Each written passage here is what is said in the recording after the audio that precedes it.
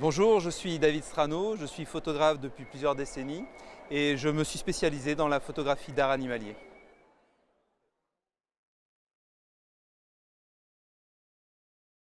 Alors Résilience, c'est une photo qui a été prise à Rangiroa, donc une île de Polynésie. J'ai joué avec elle plusieurs fois sans arriver à la photographier. Et ce jour-là, je me suis approché d'elle très calmement et elle a commencé à danser avec moi. On était ballottés tous les deux par le ressac, on était proche d'un versant. Et elle me touche particulièrement parce que les conditions de vie d'une tortue sont assez difficiles, même en Polynésie. Et elle a une attitude de combat malgré tout, malgré la difficulté de vie. Et c'est pour ça que j'ai appelé cette photo Résilience, parce qu'elle lutte pour pouvoir s'en sortir. Devine qui vient dîner, c'est une photo qui a été faite à Fakarava, donc c'est une autre île de Polynésie. Donc je suis descendu dans la passe de Fakarava pour faire des photos à une heure où les requins se nourrissent. Il faut imaginer le contexte, on plonge de nuit, c'est le noir total partout sauf nos petites lampes et dès qu'on est dans l'eau, il y a des milliers de requins et il y a une espèce d'ambiance très inquiétante où il y a des drames qui se jouent partout autour de nous et nous on est là, les plongeurs en tant que spectateurs avec ces requins qui nous passent à proximité.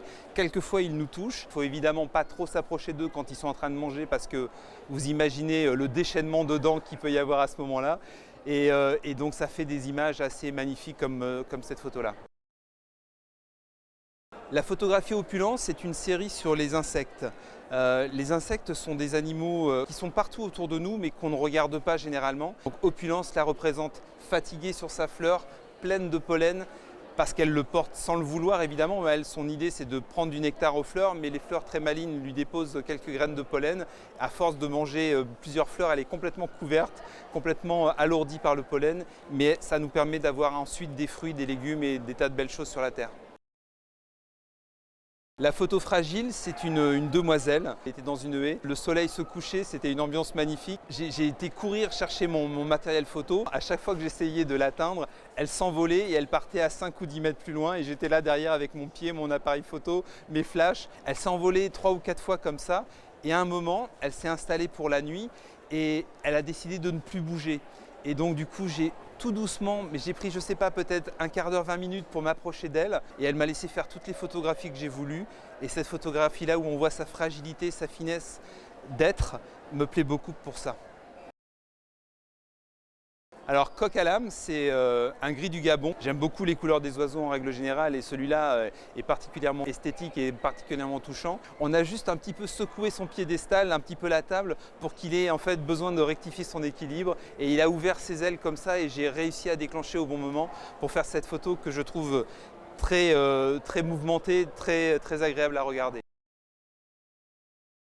Face to Face, c'est une photographie d'un chien. Je fais aussi des animaux domestiques. Je ne vais pas que dans les grandes fosses polynésiennes. Au contraire, je fais souvent du studio avec les animaux. J'ai commencé à faire des photos d'animaux de compagnie parce qu'une fois, j'ai acheté un bouquet de fleurs pour ma maman. Et voilà, petite anecdote personnelle. Il y avait une photo pas très bien prise d'un berger allemand. J'ai demandé à la fleuriste pourquoi elle avait mis ce poster derrière elle. Et elle m'a dit c'était mon chien et je l'adorais et maintenant il est parti malheureusement. Un animal qu'on aime autant qu'on peut aimer un chien de compagnie ou un chat de compagnie, c'est une bonne chose que d'avoir un beau portrait de lui. Et c'est comme ça que je me suis mis à faire des portraits d'animaux domestiques en studio. J'ai été très heureux de vous présenter ces quelques images et je vous remercie de les avoir regardées.